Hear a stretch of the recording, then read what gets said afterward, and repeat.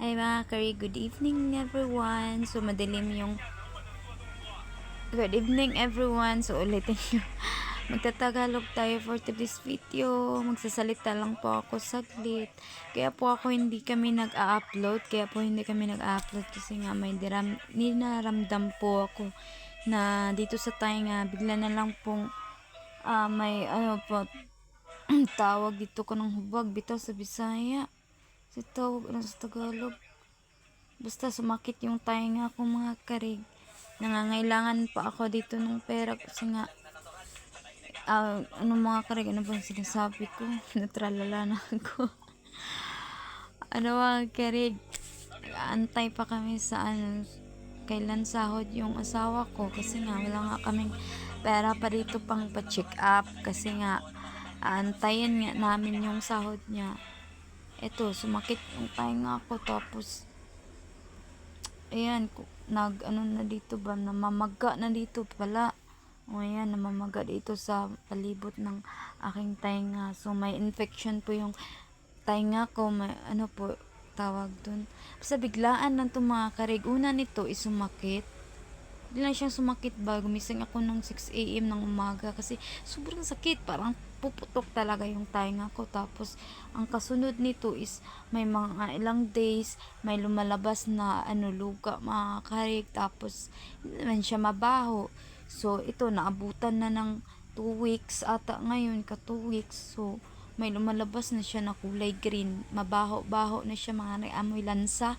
Sumabaho siya, may lansa siya mga karig. Parang isda pa na lansa, ganun.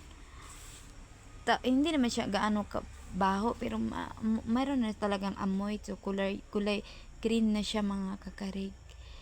Kaya, ayun, sana magiging okay na to. Sana darating na yung sahod para ma-check up na ako mga karig. Kasi nga, ang hirap talaga mga karig. Walang pera pag mahirap, ganito talaga, nagtitiis muna.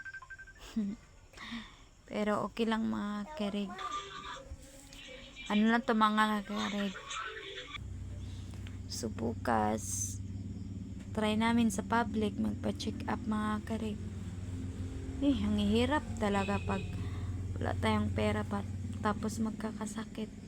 And bukas eskwela na. So may pera naman dito, konti na lang natira mga karig, pang baon na lang nila. Nasa ata 600 na lang ata yun.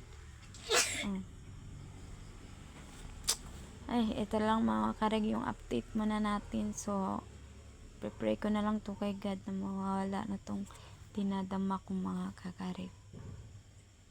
Ay, sa 2025 wala talagang akong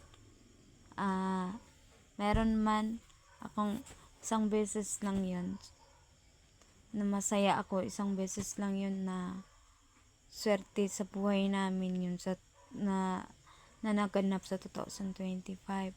Tapos ngayon ayan, pumasok ang 2026, ito pa rin may dinadama tayo mga karig. So pasensya na kayo, madilim sa amin. Alam nyo na, wala kaming kuryente. Solar kasi yung ginagamit. Tapos umulan kanina. So, yun, mahina yung ating liwanag. Kaya madilim. Yung mukha natin dyan parang parang matandang ulay. Namimiss ko nang mag-live sa YouTube mga karig. Babalik ako, mag-live ako sa YouTube. Wala na nga, parang babagsak na lahat. Parang mawala na nga ako ng gana sa pagbablog. Pero ito pa rin, go pa rin. Sana maging itong 2026 magiging successful na to mga karig. May mga successful na makukuha namin. Ito lang yung dinadalangin ko mga karig. Ay, sana mawala na to mga karig, itong dinadama. Ngayon, masakit siya mga karig kasi namamaga nga buong tainga ko dito. Tapos, medyo bingi din ako. Kanina, pina-flashing ito ng ang tawag dextrose mga karig, yung kulay green. pina-flashing ito ng asawa ko, tapos may lumabas na parang tutuli, pero nandyan pa rin yung infection mga karig. May lumabas, tapos ano, hindi inasahan ng pangyayari mga karig, na ako, nahilo ako mga karig. Tubulo talaga yung luha ko kanina kasi napakapit ako sa aking asawa, kasi yung talaga, yung mundo parang parang umikot talaga mga karig. Natakot ako kanina, kaya sabi ni Mr. ko, relax na, relax. Paano ka maging relax? Hindi naman ako nakabahan, biglaan lang talaga siya mga karig, o baka mababa talaga yung dugo ko. Mag-try din ako doon sa public bukas, pa-BP. Public muna tayo kasi nga wala nga tayong pera. Saka na tayo mag-private, kung mas maganda kasi sa private kasi mas madali. Lalo na nag-infection na yung ating tainga. Pero paano to? Wala naman tayong pera. So aantayin muna natin yung sahod ni Mr. So kung ano man yung, sana magiging okay din dito. Kung meron ding makagamot dito sa tainga natin, sana kahit public. So yan lang muna ang ating update karig. So, pasensya na po kayo, wala po muna tayong mga upload na joke kanina. Pinipilit lang nga namin yun na mag-upload, mag-video kami. So yun lang, and God bless everyone. Maraming salamat po sa panonood. Huwag niyo kalimutan i-subscribe ang aming YouTube channel, at saka i-share nyo po yung aming video, at lalo na po sa mga ads na lalabas, huwag nyo pong skip kasi malaking tulong po yun sa amin. So yun lang, bye bye everyone.